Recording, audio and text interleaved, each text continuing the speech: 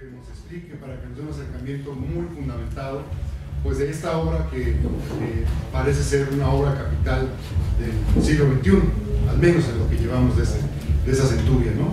El libro es muy importante, el autor va a venir en los siguientes días, va a hacer varias presentaciones y la verdad es que el libro pues retoma uno de los temas centrales y vertebrales del Instituto de Estudios para la Nación Democrática.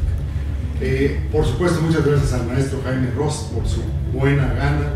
No está en Cuernavaca ahorita por estar con nosotros, pero se va a ir para allá, pero es realmente un honor que gente tan importante y tan bien leída de estos asuntos pues esté este día con nosotros.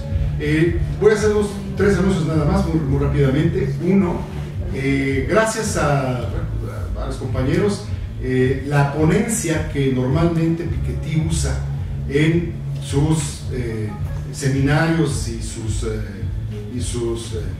cátedras, la tradujimos al español y va a estar a la disposición en la página del instituto. Es un resumen del mismo Piketty en PowerPoint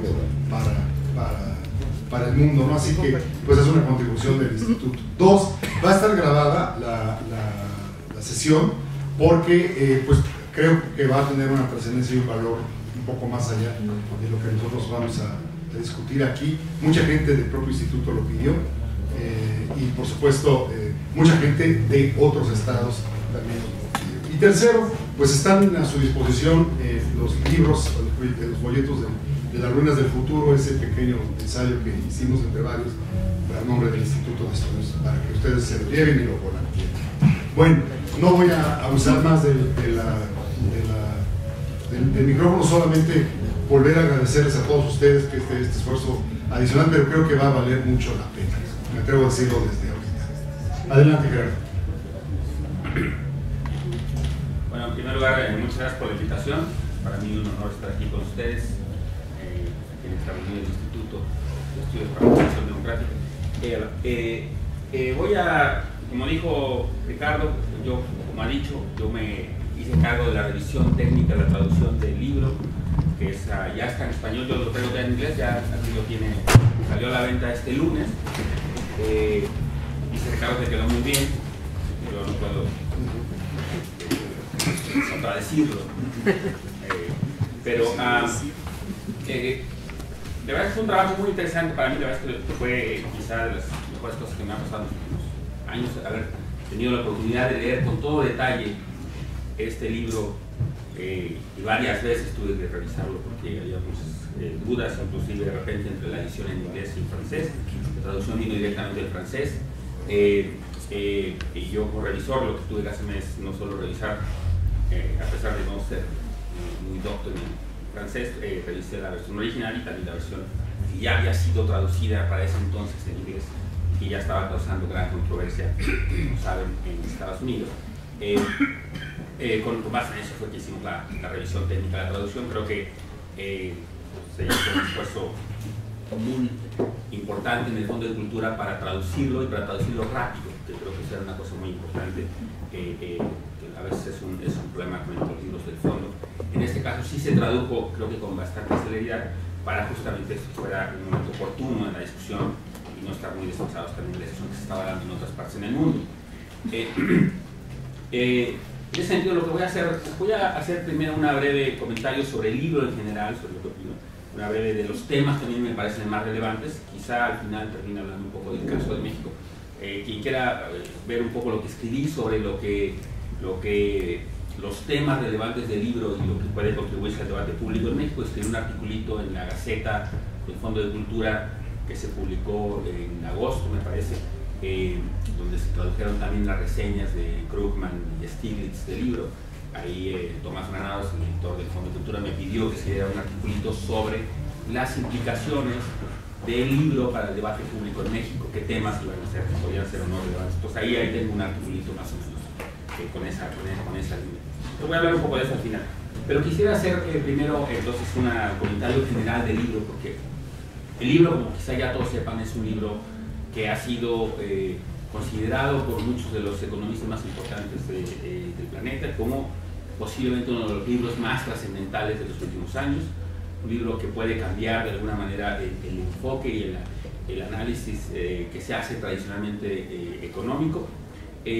Cambia completamente los términos de la discusión de algunos temas relativamente quizá marginales, esotéricos inclusive, y un enfoque que estaba predominando en los departamentos de economía del mundo, hacia regresar hacia los temas que se consideran más fundamentales.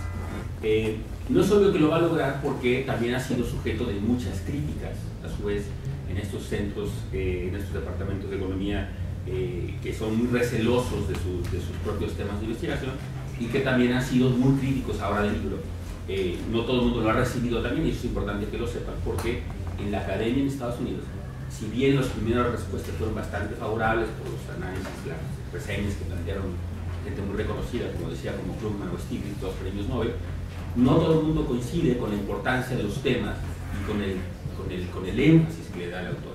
Entonces también ha sido sujeto de muchas críticas, no solo las críticas que quizá en algún momento se conocieron, fundamentales, por ejemplo, del periodista del Financial Times, que encontró, según él, algunos errores y que empezó a cuestionar algunos resultados relevantes del autor.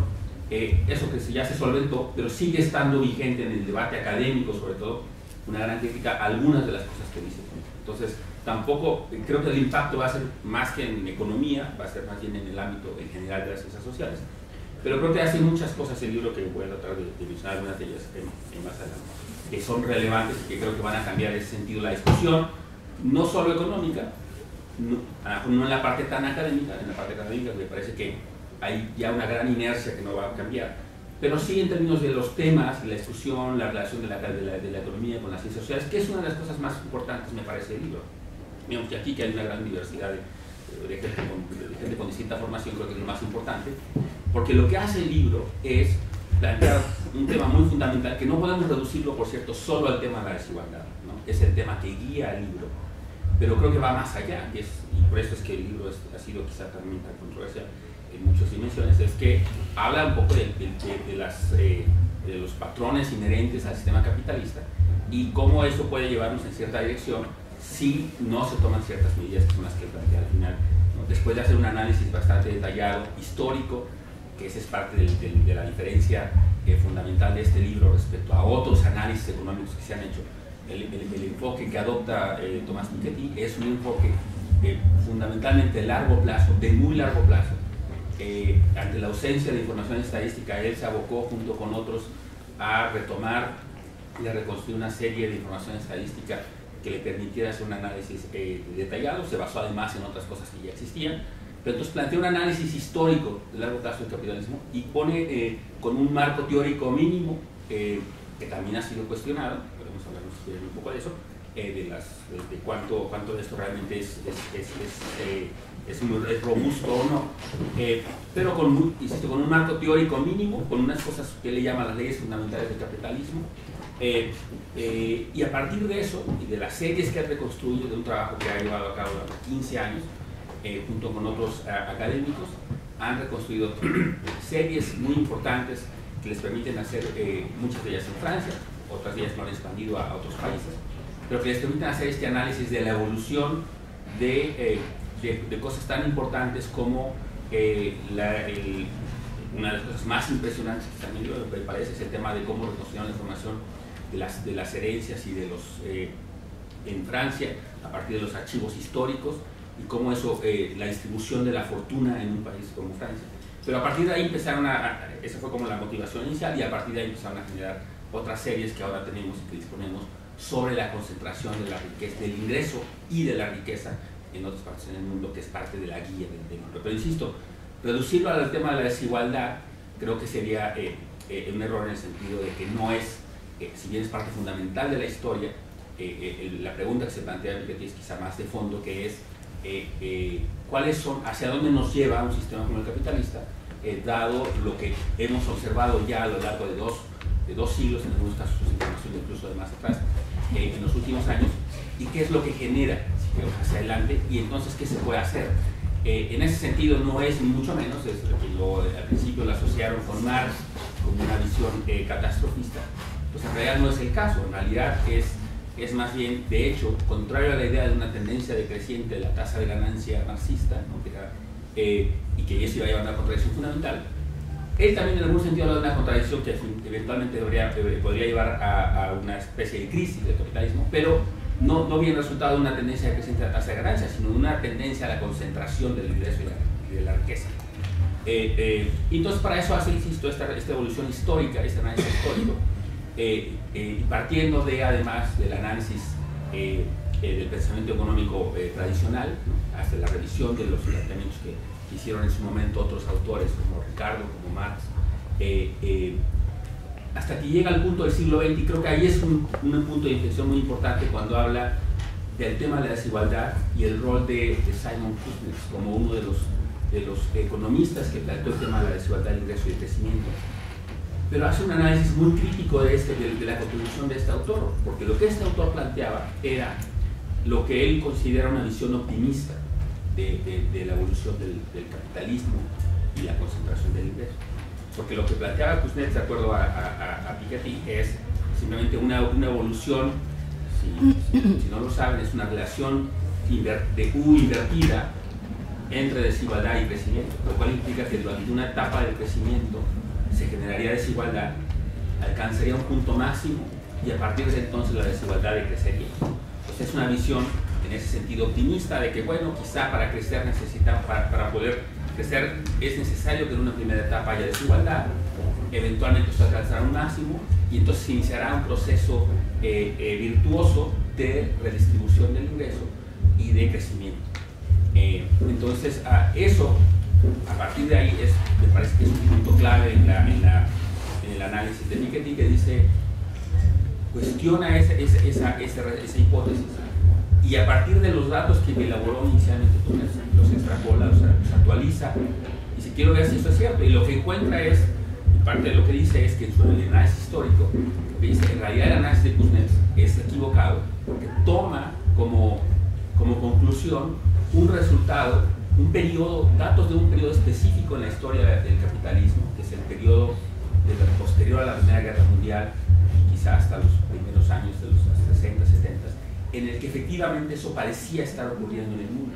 Es decir, en el mundo parecía estar ocurriendo un proceso de disminución acelerada de la desigualdad, resultado de otros factores que se describen en el libro. Pero lo que dice Piketty es, eso es un error pensar que ese es el destino del capitalismo, que eso es lo que produce el capitalismo. Lo que dice, en realidad, lo que observó Kuznets es simplemente un accidente histórico del siglo XIX, de la primera parte del siglo XX, derivado, entre otras cosas, de las condiciones muy especiales que surgieron de la Primera Guerra Mundial, de la Segunda Guerra Mundial y de las respuestas de política que se dieron en ese momento. Entonces, el punto es que lo que se observó como que parecería ser un periodo virtuoso de reducción de la desigualdad, de compresión de estas desigualdades, de movilidad social, etcétera, que se dio y que se observó en muchas partes del mundo, lo que dice, eso en realidad es atípico. Lo típico es, primero, que las economías crezcan poco. Ese es un primer punto muy importante, porque eso va a ser fundamental para su pronóstico hacia el siglo XXI. Dice que las economías crezcan relativamente poco y muestra datos de cómo Estados Unidos, el Reino Unido y otros países, en general, países que ya están más consolidados el capitalismo, los países crecen relativamente a tasas bajas. Y eso es una cosa inicial muy importante, porque lo que dice es, todos esos otros periodos de rápido crecimiento en países desarrollados y periodos de rápido crecimiento en países que están alcanzando a esos otros países son transitorios. Y eso es importante entenderlo para lo que sigue. Si partimos de la idea de que eventualmente empezaremos a crecer menos, entonces tenemos que preguntarnos cómo va a darse ese crecimiento y qué implica en términos de la concentración de ingresos. Y entonces lo que analiza es que los periodos iniciales de crecimiento que se tuvieron en el siglo XIX, por ejemplo, llevaron a lo que él llama, bueno, lo que todos conocemos como, por ejemplo, en algunas zonas como la Bella Época, con una enorme concentración del ingreso y la riqueza. Y ahí hace uso, me parece que es muy acertado y que es parecido parte de su éxito, en explicar toda esa concentración enorme del ingreso y la riqueza en el siglo XIX, a partir también de la literatura. Y es un elemento que mucha gente le todo el tiempo a las contribuciones literarias, fundamentalmente de Jane Austen y de Balzac, y hace referencia a pasajes específicos donde se habla muy normalmente de la enorme concentración de la riqueza y de lo que eso implica. Entonces lo que dice es, ese siglo XIX nos llevó, este periodo de crecimiento, nos llevó efectivamente a esa enorme concentración de la riqueza en muchas partes del mundo, tanto en Estados Unidos como en Europa. En el siglo XX nos enfrentamos a una serie de situaciones muy específicas que alteraron el curso de esa historia, que detuvieron el proceso de concentración, pero que no son el resultado virtuoso del que hablaba Kuznets. Es el resultado específico, no de la evolución del capitalismo, sino de intervenciones muy concretas y de políticas públicas, incluyendo, entre otras, pues el surgimiento de un Estado social, donde el Estado social, y él habla de un Estado social, no quiere hablar de un Estado de bienestar, porque dice es mucho más que eso, es lo más importante que se construyó en el siglo XX en los países desarrollados fue no el Estado del bienestar como se conoce ahora, sino el Estado social, entendiendo por Estado social la provisión de acceso a la salud, a la educación, más allá simplemente de mecanismos de seguro de desempleo o de ayudas de ingreso mínimo, etcétera, sino que va más allá en términos de la construcción de ese gran Estado social que redujo las desigualdades, que aumentó la movilidad social y que en ese sentido generó el resultado virtuoso que usaba Kuznets para considerar que esa era la ley del capitalismo en términos de la reducción de la desigualdad eventual. Lo que entonces dice la respuesta de Piketty es no, eso no es natural. Lo que ocurrió, la reducción de la concentración del ingreso y la riqueza en el siglo XX no fue natural, sino fue el resultado de acciones de política pública que en algún sentido alteraron ese resultado en parte de la cuestión política, habla de las respuestas de política ante la Primera Guerra Mundial y ante la Segunda Guerra Mundial y cómo eso transformó ese patrón que era natural. Y lo que le preocupa entonces hacia adelante es cómo en los últimos años, en particular a partir de la revolución conservadora de Thatcher y Reagan, cómo eso empieza a cambiar también como decisiones de política y entonces cómo empezamos a regresar a lo que él considera que es la ley fundamental del capitalismo, que es este proceso de concentración del ingreso y de la riqueza derivado de una ley, de unas ecuaciones fundamentales, que es, quizá lo hayan visto en los comentarios, una ley muy simple que es R mayor que G, donde R es la tasa de rendimiento del capital y en la medida en que el capital está muy concentrado, entonces esos rendimientos del capital se tienden a concentrar entre los grupos de mayor riqueza, que se vuelven cada vez más ricos, y G es la tasa de crecimiento promedio de la economía. Entonces, en la medida en la que R sea mayor que G, lo que dice es, en ese sentido, y la medida en que ya está concentrado el capital, aún si empezamos a lograr una cierta redistribución en la parte del ingreso laboral, por la vía del acceso a la educación, por la vía de redistribución de otras cosas, de otras oportunidades, aún así, en la medida en que el capital esté concentrado en pocas manos, las fortunas estén concentradas en pocas manos, y que R sea mayor que G, ese rendimiento a esas fortunas está produciendo una mayor concentración del ingreso, del retorno al capital y eventualmente de la riqueza. Y entonces plantea una serie de, hace uso de una información también que me parece espléndido, un análisis muy interesante de cómo una cosa que a lo mejor no es tan obvia o tan inmediata, que es que en efecto mucha gente pensaría que entre más rico es alguien, por los rendimientos decrecientes del capital que nos enseñan en los cursos de economía, uno pensaría que esos rendimientos son menores para la gente que tiene más riqueza. Bueno, lo que él dice, no, eso no ocurre.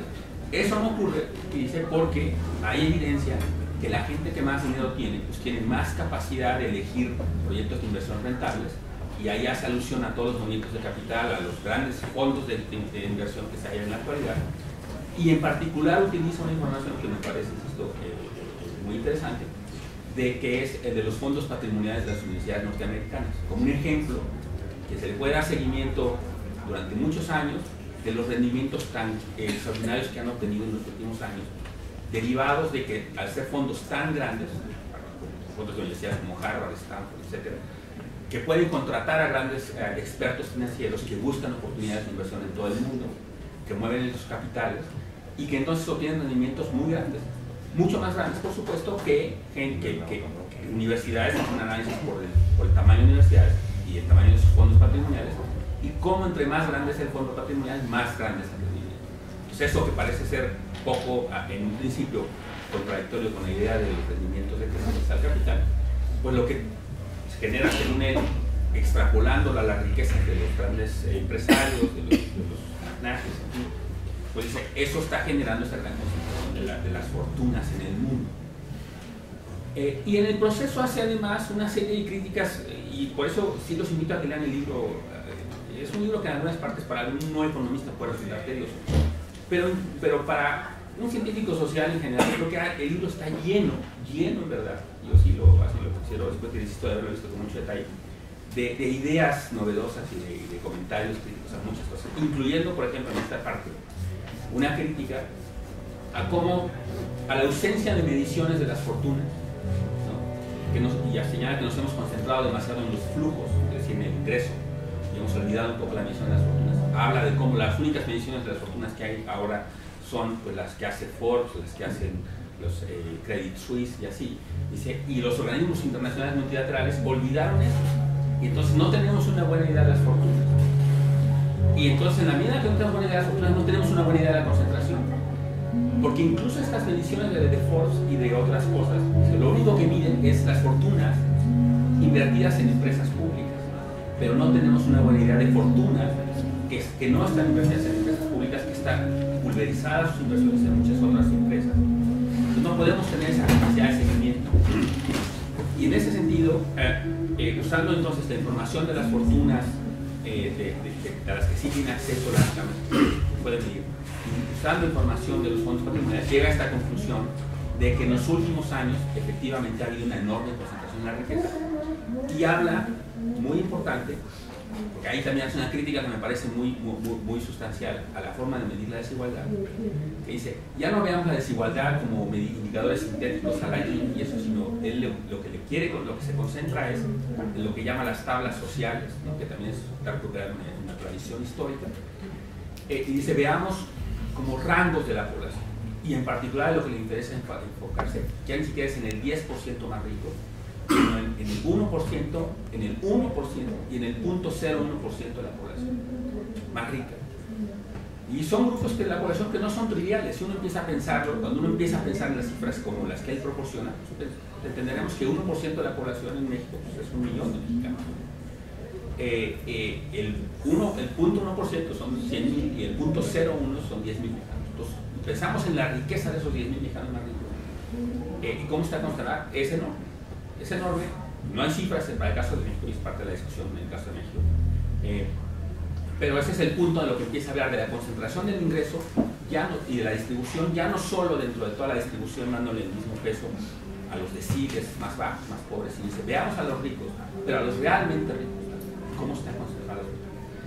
Y entonces viendo eso y haciendo unos cálculos hace su conclusión de que la tendencia reciente es hacia una mayor concentración del ingreso, particularmente en Estados Unidos, parcialmente en el Reino Unido, mucho menos en el resto de Europa, y en ese sentido es que considera que, dada la información que tiene, que puede haber esa tendencia hacia esa concentración que él considera lo natural a partir del capitalismo y de la crítica que hace a los medios. Aquí solo valdría la pena decir que a lo mejor él también está incurriendo en un problema similar de los medios. Es decir, puede estar considerando que un episodio histórico reciente, que es lo que hemos vivido en los últimos 30 años, con la revolución conservadora, con la reducción de las tasas de impuestos a los grupos más ricos de la población en países desarrollados, eso puede estarse viendo reflejado en una mayor concentración de la riqueza. Él lo considera que eso es lo natural y de ahí extrapola hacia el siglo XXI. Y ahí, y ya con su termina casi, es su conclusión fundamental hacia el siglo XXI, hacia el resto del siglo XXI, es que si no hacemos algo que grave las fortunas, que grave esos enormes rendimientos de esas grandes fortunas, seguiremos inmersos en ese proceso de concentración de la riqueza y las fortunas, del ingreso y las fortunas, por una razón fundamental. Lo que dice es, hacia adelante, lo que debemos esperar es un crecimiento de la economía mundial más lento. Entonces, en la medida en la que G va a caer hacia adelante, y va a caer porque la población está creciendo a tasas más lentas, y la economía está creciendo a tasas más lentas porque ya se dio buena parte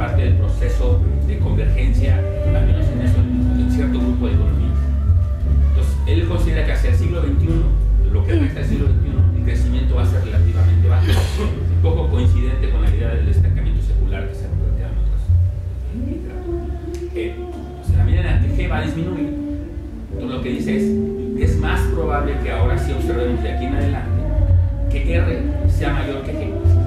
Porque a lo mejor en el periodo de crecimiento acelerado del siglo XX, en este periodo del círculo virtuoso, G creció un poco más, entonces R no fue tan grande como G, y eso permitió cierta disminución de la desigualdad. Pero hacia adelante, él considera que como G va a disminuir el crecimiento de la economía, R no necesariamente va a disminuir, entonces regresaremos a esa etapa que llevó a niveles de concentración como los de la ley. Regresar, digamos, a un esquema virtuoso, de nuevo, de redistribución y que evite la acelerada concentración que, según él y sus cálculos muy detallados en el libro, llevarían eventualmente a una concentración de la riqueza en mediano plazo, unos 30, 40, 50 años, a una concentración de la riqueza similar a la que se tuvo a principios del siglo XX en esos países. Entonces, con esa preocupación en mente, con ese análisis que plantea, llega a la conclusión de que lo que necesitamos es fortalecer el Estado social, imponer un gravamen al capital a nivel mundial, con una mucho mayor coordinación entre países de la que tenemos en la actualidad. Y eso es lo que, según él, llevaría, ¿no?, a una situación donde no hay esa concentración de la riqueza, donde el capitalismo estaría salvado, digamos, de las leyes fundamentales del capitalismo, que de otra manera llevarían a esa enorme concentración de la riqueza que le preocupa, y que le preocupa por una razón, que es parte del argumento, en parte es que eso mina los valores democráticos de una sociedad. Entonces eso es parte fundamental de su argumento. Una de las críticas que se le han hecho es que es esa justamente el parte de esa idea, y que no todo el mundo está de acuerdo, parte de la idea que hay algo intrínseco en la desigualdad que afectaría el bienestar de una sociedad, y que no lo plantea como tal, pero es claramente parte de sus premisas, parte de sus argumentos fundamentales están ahí. Pero efectivamente no lo elabora, no es su intención elaborarlo, me parece, en esa dirección, pero esa es una premisa fundamental. Y en ese sentido es que plantea, insisto, al final del libro, de la última sección, toda una serie de propuestas de política pública orientadas a tratar de eliminar o de reducir esa tendencia que él considera natural del capitalismo a la concentración de la riqueza, del ingreso y las fortunas. Entonces, con eso creo que es una síntesis que trato de hacer del libro y de los temas que me parecen fundamentales. Insisto, el libro está lleno de muchas cosas interesantes, incluyendo críticas, como les decía, a los organismos multilaterales, a la forma de enseñar la economía, a lo que hacen los economistas, a Forbes, a otros economistas que han sido muy exitosos, a Acemoglu y Robinson, por ejemplo, hace críticas a ellos respecto al enfoque que toman respecto a las riquezas de unos y otros y al rol de las instituciones. En fin, es un libro que, verdad, los invito a que lo lean, porque si bien en algunas partes puede ser árido, hace una crítica, me parece, bastante demoledora a la idea meritocrática que trata de justificar las desigualdades en el ingreso en Estados Unidos a raíz de una visión meritocrática. Dice, eso es falso, no hay ese rendimiento, este retorno meritocrático que justifique los niveles de desigualdad que estamos observando en esos países. En fin, hay una serie de temas ahí que creo que son muy interesantes. No digo que todo esté bien, por supuesto, pero sí creo que aborda una serie de temas que van a ser fundamentales, y hay tantas cosas ahí y tantos vertientes analíticas que me parece realmente va a ser un libro que en ese sentido es, como usted dijo, o lo dijeron en su momento los autores, va a ser fundamental en las discusiones hacia adelante en distintas áreas y distintos ámbitos.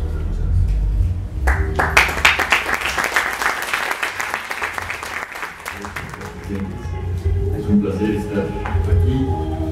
Inevitablemente va a haber muchos puntos de intersección o áreas de intersección con lo que ha dicho Gerardo, y con lo cual coincido plenamente, pero bueno, voy a tratar de también abordar algunos temas que no tocó Gerardo. Tengo los comentarios sobre este libro divididos en tres temas. Primero, lo que considero son las principales contribuciones del libro. Segundo, algunos aspectos muy interesantes del libro que han sido relativamente descuidados en la enorme multiplicidad de reseñas que se han hecho de este libro. Y finalmente, hablar un poco de la relevancia del libro de Piketty para México y para el análisis de la desigualdad y la distribución del ingreso en México. Creo que las principales contribuciones de este libro son dos. dos. La primera es exponer los resultados de una muy amplia investigación histórica de las desigualdades económicas que cubre para algunos países más de 2 siglos y para periodos más cortos un conjunto de países desarrollados y en desarrollo. La utilización de información fiscal para medir la participación en el total de los ingresos más altos, en particular del 1%, del 0.01%, que está presente, ya estaba presente en trabajos anteriores de Piketty, él en el caso del análisis de los altos ingresos en Francia y otros colaboradores que se unieron a la tarea de analizar este tema en otros países. Esta utilización de información fiscal, como digo, estaba presente ya en trabajos anteriores de Piketty y había revolucionado el estudio de la distribución de ingresos, verdaderamente revolucionado el estudio de la distribución de ingresos en el mundo. La segunda contribución, creo, consiste en aclarar con un marco conceptual original y sencillo las fuerzas que en una economía de mercado capitalista determinan la dinámica de la desigualdad en la distribución del ingreso y de la riqueza. Déjenme ampliar un poco estos dos temas, estas dos contribuciones de Piketty. La principal aportación de la investigación histórica puede verse como sigue. Este es un tema que ya tocó Gerardo. Hasta hace unas 2 o 3 décadas existía un consenso en buena parte de los economistas en torno a que la llamada curva de Kuznets, que ya describió Gerardo, describía bien la dinámica de la desigualdad durante el desarrollo del capitalismo. La desigualdad aumenta en la etapa inicial y en las etapas intermedias del desarrollo económico, cuando el avance del sector capitalista todavía coexiste con amplios sectores precapitalistas, y luego disminuye cuando la economía transita hacia su etapa madura, en la que los sectores precapitalistas han desaparecido en gran medida. Este consenso en torno a la curva de Kuznets empezó a resquebrajarse cuando a principios de los 80 la tendencia hacia la desconcentración que había observado Kuznets en el periodo de entreguerras a las primeras décadas después de la Segunda Guerra Mundial, cuando la tendencia hacia la desconcentración del ingreso se empieza a revertir y la desigualdad vuelve a aumentar, pero por un tiempo esta reversión fue vista como una aberración temporal.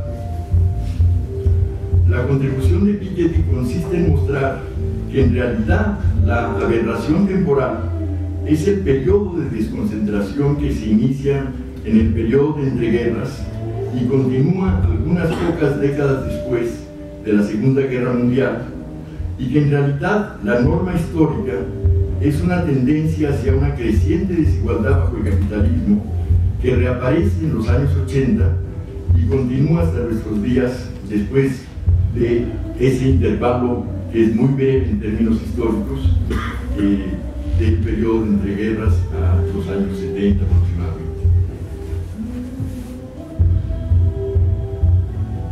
El marco teórico conceptual, el otro aspecto que quiero tratar de la contribución de Piketty. El marco teórico conceptual con el que Piketty analiza la dinámica de la desigualdad es muy sencillo. Empieza con 2 leyes del capitalismo que constituyen en realidad una identidad contable, por un lado, y por otra parte una condición de equilibrio de largo plazo que toma de los modelos de crecimiento tanto keynesianos como no clásicos. La identidad es que la participación del ingreso del capital en el ingreso total es igual a la tasa de retorno del capital, o la tasa de beneficio en los modelos de crecimiento, multiplicada por la relación capital-ingreso. La condición de equilibrio de largo plazo es que la relación capital-ingreso, a su vez, es igual a la tasa de ahorro de la economía dividida por la tasa de crecimiento del ingreso. Esta ecuación puede verse como derivada de la igualdad en los modelos keynesianos de tipo Harrod entre la tasa garantizada y la tasa natural, que ahí se queda derivada esta relación, o como la determinación de la relación capital-producto de largo plazo en el modelo de Zorro. Si sustituyen la identidad, si sustituyen la condición de equilibrio a largo plazo en la identidad, nos queda la participación del ingreso de capital en función en particular de dos factores. Nos queda en función positiva de la tasa de retorno del capital. Entre mayor la tasa de retorno del capital, mayor tiende a ser la participación del ingreso del capital en el total del ingreso. Y nos queda también en función inversa de la tasa de crecimiento de la economía, porque esa tasa de crecimiento de la economía afecta inversamente a la relación capital-ingreso, que es lo que proviene de la segunda relación, la relación de equilibrio de largo plazo.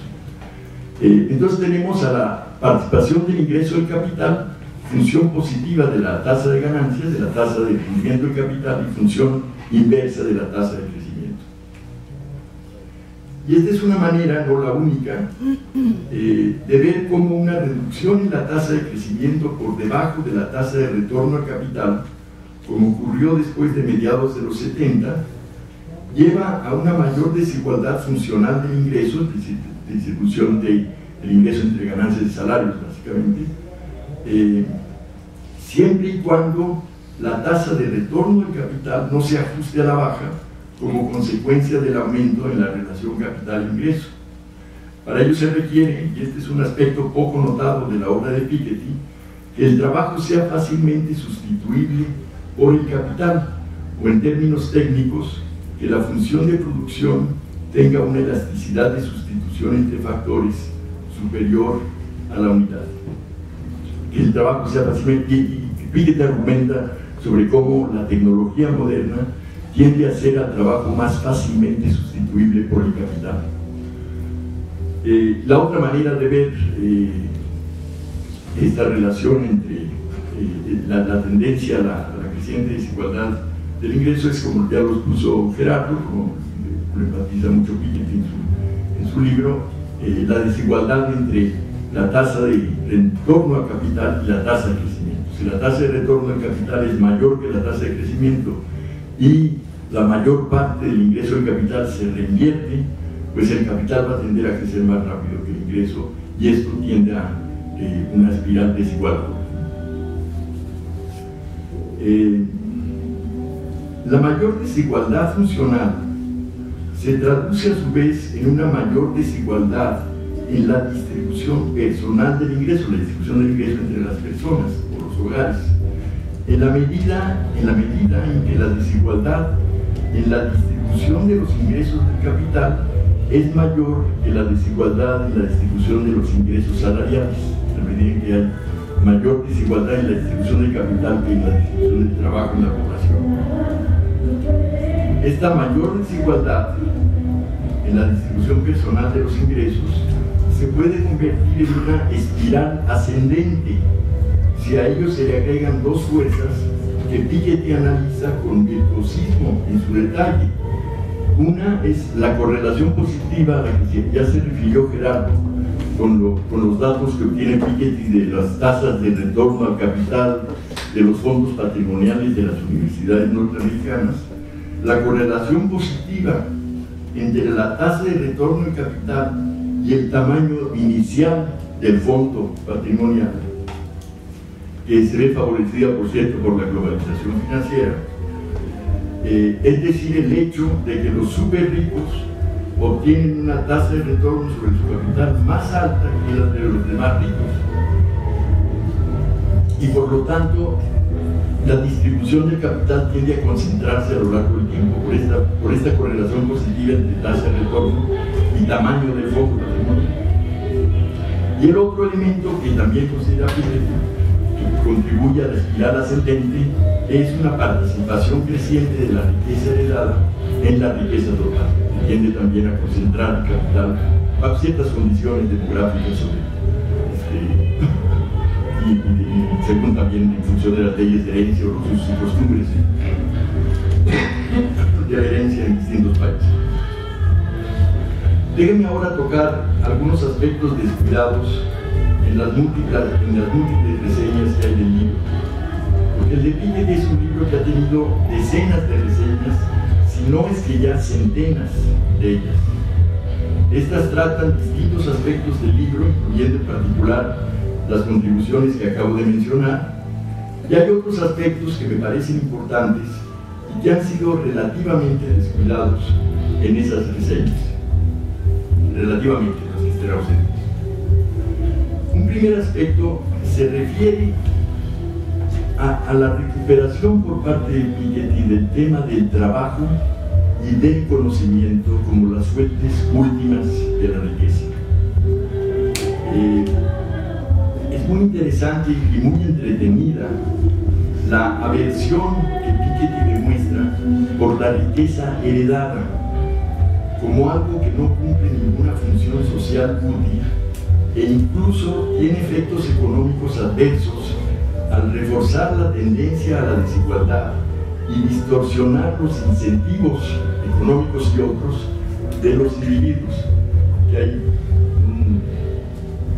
aparece en el libro un personaje de la novela de Balzac, Gilbert Gobillot, que se enfrenta al dilema de si debe estudiar Derecho y hacer una carrera de magistrado o casarse con una heredera que le va a dar una fortuna muchas veces superior a la que puede esperar cuando cumpla 50 o 60 años después de ser magistrado toda su vida. Y hay otro personaje que le aconseja que se case con la heredera. Está presente desde la cita con la que empieza el libro. Y este es el artículo 1 de la Declaración de los Derechos del Hombre y del Ciudadano de 1789, que dice que las distinciones sociales solo pueden basarse en la utilidad pública. También está presente las recurrentes referencias literarias a Balzac y a Jane Austen, ya hice referencia a Albert Gobillot, el dilema de Rastignac.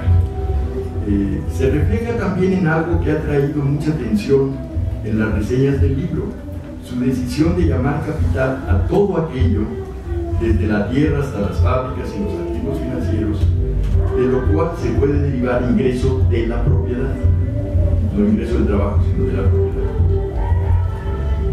El segundo aspecto que quiero mencionar se refiere a las relaciones entre desigualdad en una economía de mercado, democracia y el Estado y su acción igualadora como garante de la democracia. Para Piketty, la desigualdad y su tendencia a crecer es un problema sistémico del capitalismo que se manifiesta tanto más acentuadamente cuando más perfectamente operan los mercados. La solución al problema de desigualdad no está en eliminar imperfecciones del mercado. Ello, de hecho, puede empeorar la espiral desigualadora. La solución está en la acción colectiva igualadora a través de un Estado social que, por ser el único capaz de contrarrestar la desigualdad, se convierte en el garante de la democracia, es decir, en garantía de que la democracia no se convierta en plutocracia. El tercer aspecto es la recuperación del enfoque clásico de la economía, concentrado en las grandes preguntas. El propósito explícito del autor es, como él mismo lo dice, poner de nuevo a la distribución del ingreso y la riqueza en el centro del análisis económico, como lo fue para los economistas del siglo XIX. Ello va de la mano con la crítica del estado actual de la disciplina, obsesionada de manera infantil, dice él, con la producción de modelos matemáticos que abordan preguntas que solo interesan a los que las elaboran los modelos. La economía, dice Piketty, solo puede avanzar en compañía y constante interacción con las demás ciencias sociales. Y creo que es esa convicción la que lo llevó, cuando muy joven, a regresar a París después de una estancia de 3 años como profesor en el MIT en Estados Unidos, en Estados Unidos. Y finalmente, la relevancia del libro para México, porque creo que la obra de Piketty tiene gran relevancia para entender la dinámica de la desigualdad económica en México. ¿Qué ha ocurrido con la distribución del ingreso en México? En Empecemos en primer lugar con la distribución funcional, como también lo hace Piketty, la distribución entre ganancias y salarios. En este aspecto ha ocurrido un fuerte deterioro en la distribución funcional del ingreso, que se remonta a los años 70 y 80. La participación de los ingresos laborales en el PIB total, en el ingreso total, ha caído de aproximadamente 40% a mediados de los 70 a 27% hoy en día. Consideremos las fuerzas que tienden a la divergencia de los ingresos y que explican esta caída de la participación de los salarios. El estancamiento mismo es quizá la más poderosa al frenar el crecimiento de los salarios reales. El estancamiento promueve la informalidad y reduce la productividad y los ingresos de los trabajadores informales. Ello a su vez frena el crecimiento de los salarios formales y tiende a reducir la participación de los salarios en el ingreso total. De manera más general, está precisamente la lógica de Piketty, según la cual el ingreso tiende a concentrarse tanto más naturalmente cuando la brecha entre la tasa de retorno al capital y la tasa de crecimiento económico se amplía. El estancamiento, bajo valor de la G de Piketty, propende a concentrar el ingreso a favor del capital, y en la medida en que el ingreso del capital está más desigualmente distribuido que el ingreso del trabajo, la desigualdad en la distribución personal del ingreso también tiende a aumentar. Esta dinámica es la que subyace tras el hecho de que la participación de las ganancias en el ingreso total ha tendido a aumentar casi continuamente desde hace ya 3 décadas y que ha tendido también a concentrar los ingresos personales entre 1980 y fines de los 90. Pasó después de fines de los 90. Es también la dinámica, creo, que explica que la década pasada vio a un mexicano convertirse en el individuo más rico del mundo en condiciones de estancamiento y pobreza para la mayoría de la población. Otra fuerza desigualadora ha sido la política salarial, tema que también está presente en la obra de Piketty. La enorme reducción y posterior estancamiento del salario mínimo real, una consecuencia deliberada de la política salarial combinada con la inflación, contribuyó en ciertos periodos a una mayor desigualdad en el ingreso salarial y, de acuerdo con algunos autores, fue el principal factor detrás de ese aumento. Aunque la distribución del ingreso salarial ya no empeoró desde fines de los 90, el estancamiento del salario mínimo real siguió operando en la dirección de agravar la desigualdad en la distribución del ingreso.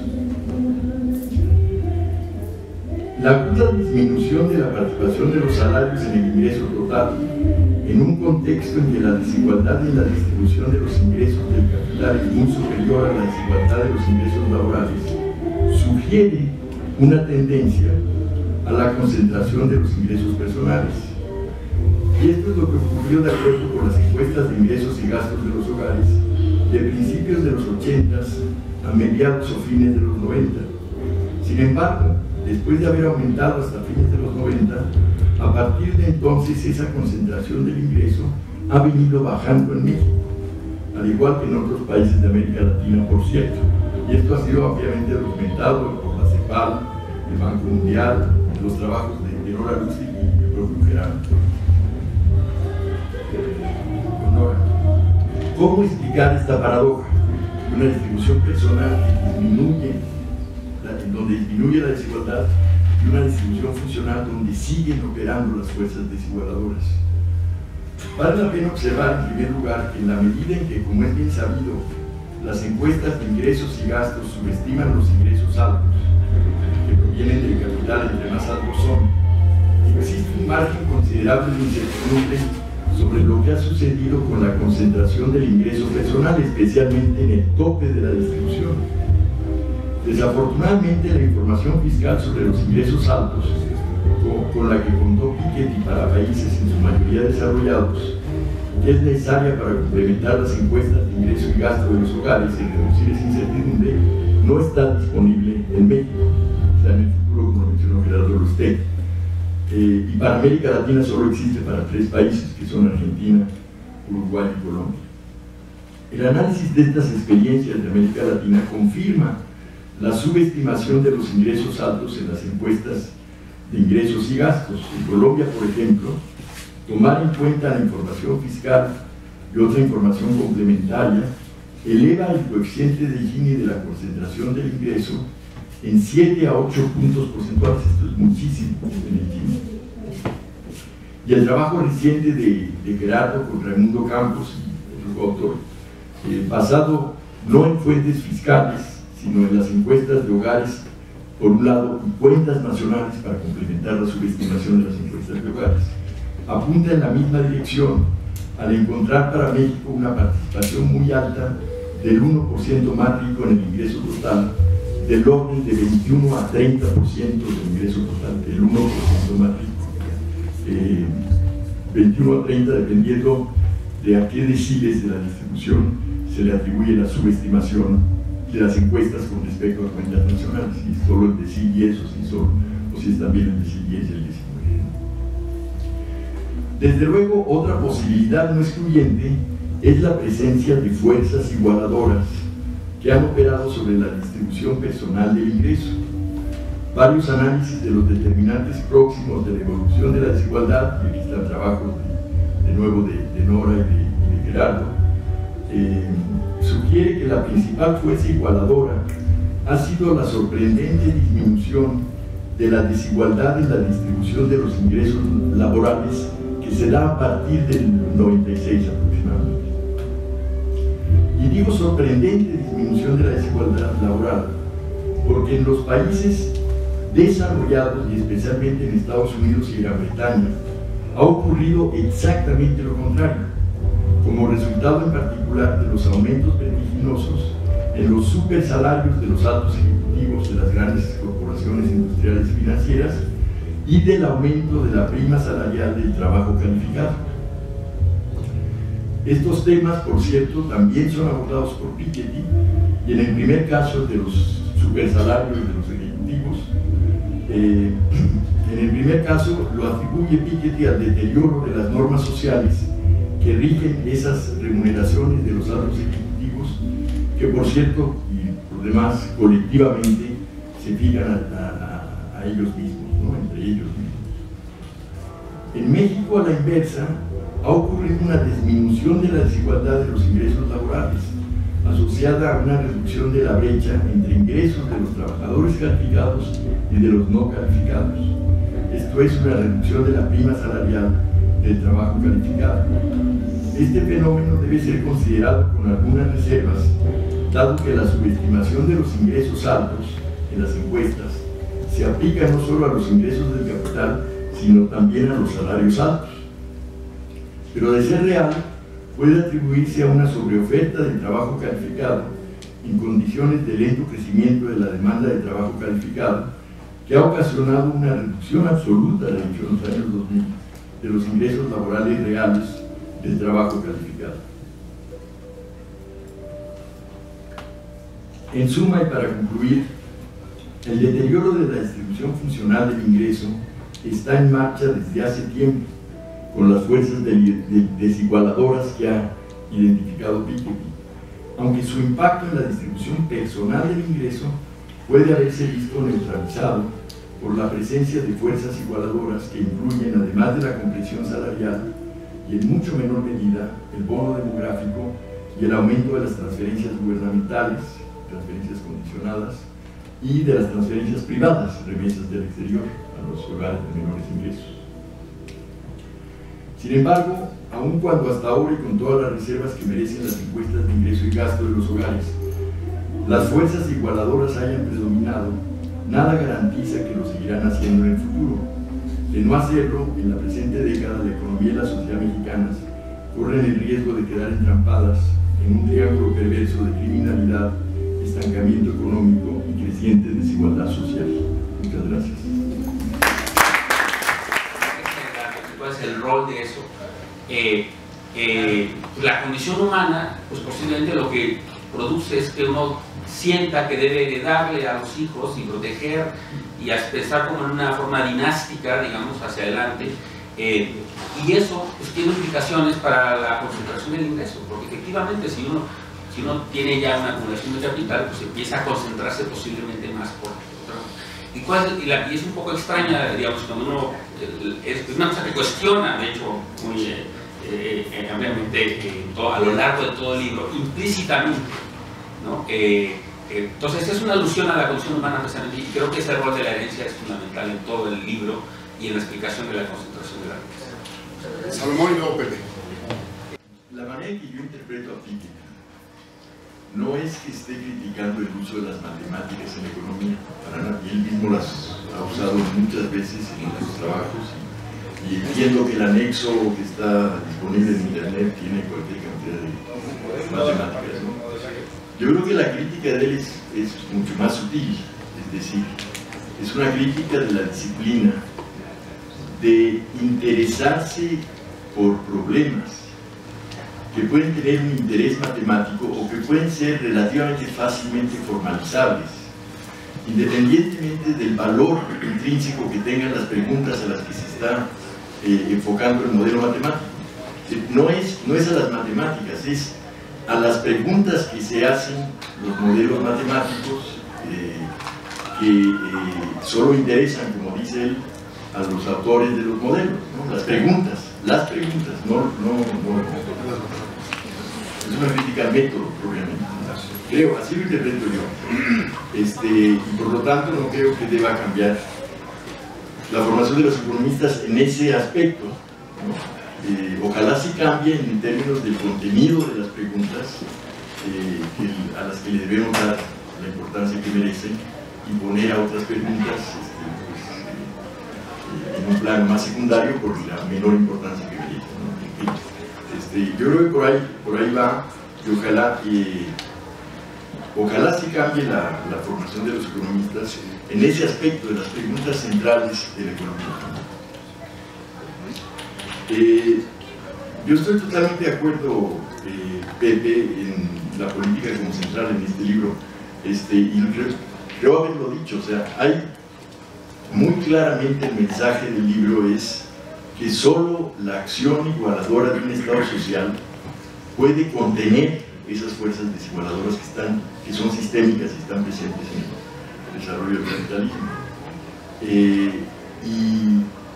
Y en esa medida, pues sí, vuelve la política a tener un lugar central en la economía, ¿no?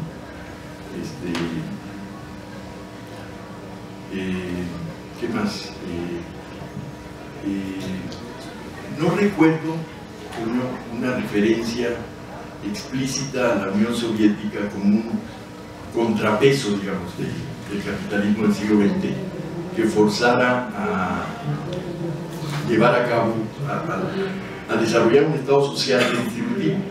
No la recuerdo, no sé si la tengo así integrada, pero no la hay. Lo que sí hay son referencias a la Guerra Fría y a los efectos de la Guerra Fría en el pensamiento económico, ¿no? Y a la privatización del capital público en la Unión Soviética.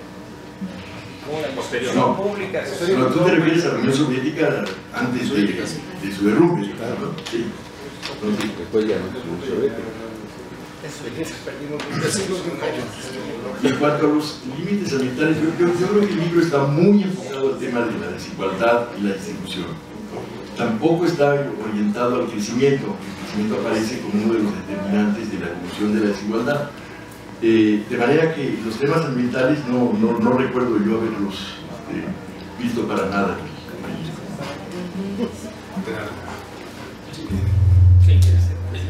A ver, empezaría con el tema de un poco lo que planteaba Salomón y Fernando de la enseñanza de los matemáticas, y coincido plenamente con lo que decía Jaime, con ese matiz. Es decir, la crítica no es a las matemáticas per se. De hecho, él es un economista súper matemático.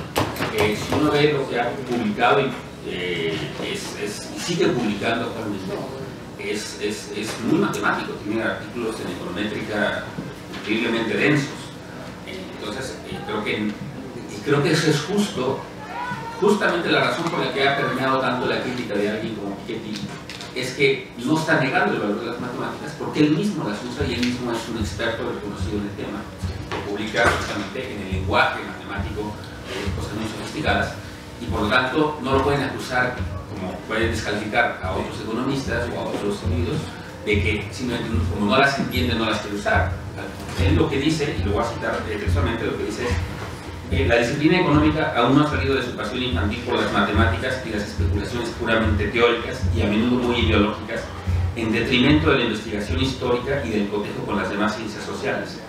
Con mucha frecuencia los economistas se preocupan ante todo por pequeños problemas matemáticos que solo les interesan a ellos, lo que les permite darse sin mucha dificultad apariencias de cientificidad y evitar tener que contestar las preguntas mucho más complicadas que les hace la gente que los rodea.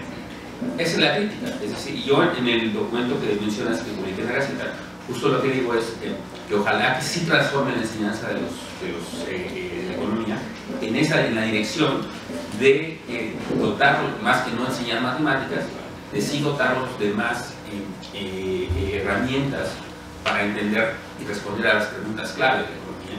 Y en ese sentido hago énfasis en la parte de historia económica y del pensamiento económico, porque me parece que en los posgrados, en particular en economía, ahora empieza a haber esta tendencia de minimizar, hubo una tendencia a minimizar estos temas, ¿no? Una licenciatura de muy reciente creación, que no voy a mencionar la institución donde se imparte, por ejemplo, no tenía incluido una clase de historia económica, hasta que alguien dijo: oigan, no podemos abrir una licenciatura en economía sin una clase de historia económica. Afortunadamente se corrigió, pero no fue fácil. Es decir, solo por dar una idea de que en efecto los economistas siguen pensando en que esas cosas eran irrelevantes, y eso es muy preocupante, ¿no? Más allá de que sea una crítica a las matemáticas en sí. Y eso un poco está ligado a lo que decía Salomón del papel de los economistas y de cómo eso se traduce en políticas públicas, porque en efecto, en mucho tiempo se vendió la idea de que los economistas sí sabíamos cómo hacerlo, sí sabíamos las implicaciones que tienen ciertas cosas. Pero creo que aquí un poco también, como lo menciona y que tiene el libro, eso espero que cambie, porque justo le hace una crítica a esto, es decir, no es una ciencia dura, ¿no? Es una ciencia social más, y la interlocución que se da en esos términos, se debería dar en esos términos, pero sí hace él también una crítica a las otras ciencias sociales, y eso es importante, un poco atendiendo a la pregunta que se planteaban de si, yo no quise decir que no lo leyeran, de hecho, yo creo que todo el mundo debería hacer el intento por leerlo, todo el mundo interesado en los temas sociales, y eso es lo que él dice, parte de la razón por la que los economistas, en su soberbia y arrogancia, creen que saben más que otros, es porque saben matemáticas. Y parte de la razón por la cual se han apropiado del espacio de la escuela pública en ese sentido, es porque las otras ciencias sociales lo han dejado, porque no sé, cuando ven cifras o una fórmula mínima, se retiran. Entonces tienen que entrar a discutir en sus términos también, y demostrarles que están equivocados o que no, lo que están diciendo no tiene sustento. Entonces, de hecho, así culmina la conclusión, justamente va en ese sentido, haciendo un llamado a las otras ciencias sociales a evitar justamente esta especie de comportamiento arrogante e imperial de los economistas sobre otras ciencias sociales. Y creo que eso es clave, porque justo eso es lo que trata de hacer él, es para decir, abramos el espacio y discutámoslo de otras maneras, porque los economistas podemos beneficiarnos de los aportes de otras ciencias, de hecho se beneficia enormemente de la discusión de otras ciencias sociales, y viceversa. Entonces, en la medida en la que no se da esa discusión, se permite como la colonización, digamos, de los economistas en ciertas áreas. Entonces, creo que es un punto relacionado a lo que decía Salomón. Lo que decía Pepe del tema de la política, pues, sin duda, yo creo que esa es la clave del libro. Ese es justamente lo que termina también diciendo, le termina poniendo apellido a la economía. Esto es economía política. O sea, esto no es una ciencia dura, esto es economía política, donde hay fuerzas sociales en juego que determinan resultados, ¿no? Está el tema de cómo se determina la relación y el reparto capital-trabajo, por ejemplo. Pues esto es fundamentalmente político. ¿Por qué razón los super ejecutivos en Estados Unidos ganan más ahora que antes y solo en Estados Unidos y en otras partes? Es una cuestión política. ¿Por qué razón y la preocupación de la representación democrática y en contra de la plutocracia, que les preocupa mucho? Pues es una cuestión política. Si los gente de mucho dinero sigue abordando la representación popular y ya se proporciona cifras de la riqueza de los congresistas norteamericanos, por ejemplo, todo eso van a tomar decisiones en beneficio de intereses de grupos muy pequeños, y esa plutocracia, entonces eso es lo que cree que va a minar eventualmente el capitalismo, y en ese sentido es que sí es un tema político, ¿no? Entonces creo que tienes toda la razón, y creo que hay una gran dimensión, y que efectivamente lo que señala es que no es indefectible el rumbo de la capital. Hay cosas que se pueden hacer para modificarlo en cierta dirección. Respecto al tema de lo que decía Roberto Cabrales, coincido plenamente en lo que todo lo que dijo, es una crítica a muchas cosas neoclásicas, a la enseñanza, al tema de los precios, y eso está vinculado al tema que se mencionó antes, creo que lo mencionó Jaime, de una crítica que le han hecho muchos, que es que la dimensión del capital que el Níger toma incluye a la vivienda, por ejemplo. Es una gran crítica que le han hecho muchos economistas. Y es una crítica en el sentido que consideran que rompe con la visión marxista del capital como instrumento productivo, fundamentalmente, y generador de... Pero justamente por eso es diferente, porque lo que dice, el capital vivienda genera valor en sí mismo, y eso también es una cosa muy importante en las propiedades, en las fortunas, en la transmisión intergeneracional de la riqueza. Entonces, más allá del capital entendido como factor de la producción, él entiende el capital como riqueza, y eso me parece que es fundamental. Pero en el fondo, todo lo que dijo Roberto, el tema de la Unión Soviética, la única mención que recuerdo que hace es porque lo que dice es que en el contexto de la Guerra Fría, efectivamente, la preocupación por el socialismo y por el comunismo es lo que permitió que se hicieran ciertas políticas, que son las que mencionan que redujeron la desigualdad. Un poco que eso, ante la preocupación de generar ciertas condiciones que llevaran eventualmente a demandas más extremas, dice, lo que se buscó es medidas que atenuaran la desigualdad. Entonces lo menciona más bien como un instrumento, digamos, como un elemento que influyó en las decisiones de política pública en el mundo capitalista, digamos. Entonces, es creo que la mención que hace, y la mención posterior a cómo ya se dio la privatización de las empresas en Rusia. El tema del medio ambiente, que de alguna manera se mencionó aquí, yo creo que sí lo menciona de una forma, en particular, de hecho hay varias referencias, a que justamente, y en muchas dimensiones, porque justo como lo que él dice es, hay una seccioncita que a mí me gustó mucho, y lo he dicho, se lo conté a Ricardo la primera vez que hablamos del libro, el tema de las cuentas nacionales. Dice, es una seccioncita que parece un tema, digo, ¿a quién le importa la historia de las cuentas nacionales? Suena como muy aburrido, pero él lo plantea, dice, no, tiene una dimensión política e histórica, cómo se han dado las cuentas nacionales en el mundo.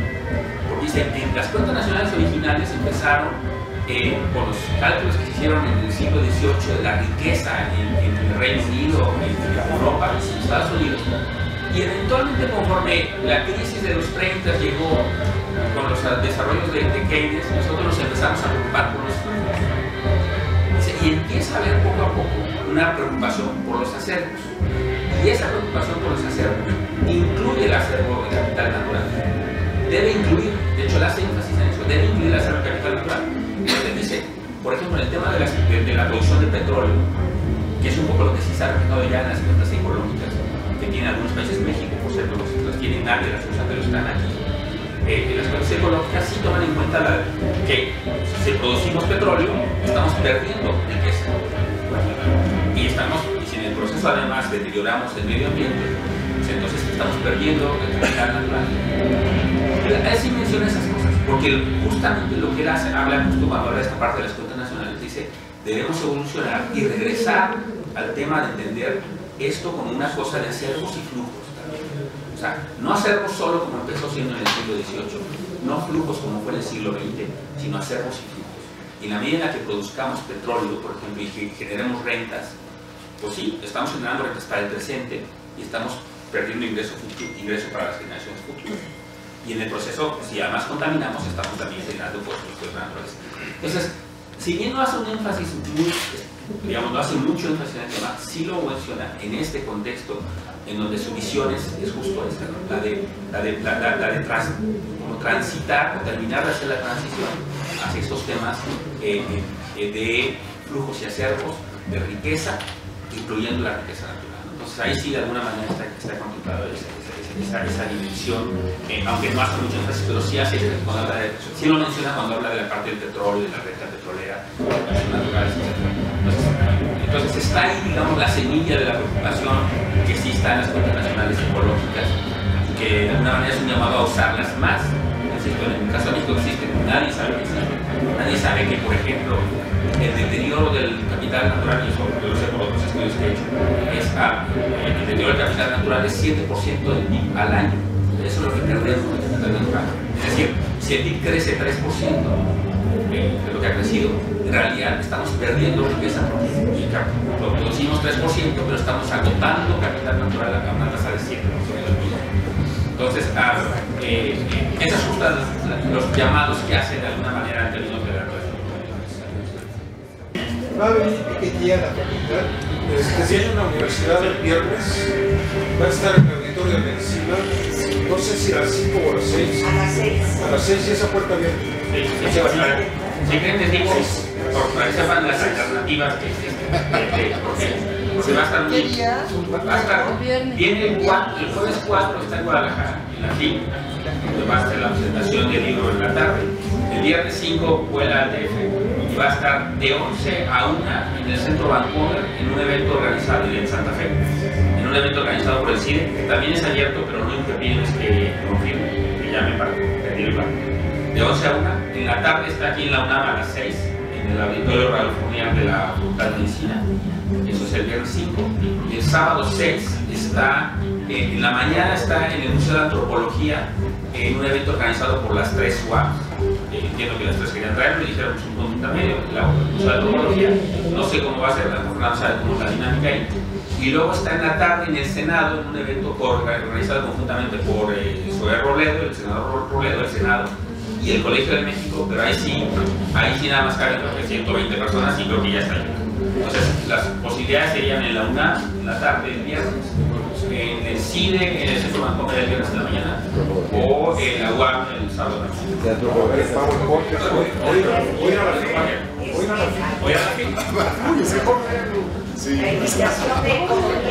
Bueno, pues el propósito se cumplió. Muchas gracias a Gerardo, muchas gracias a Jaime. Vamos,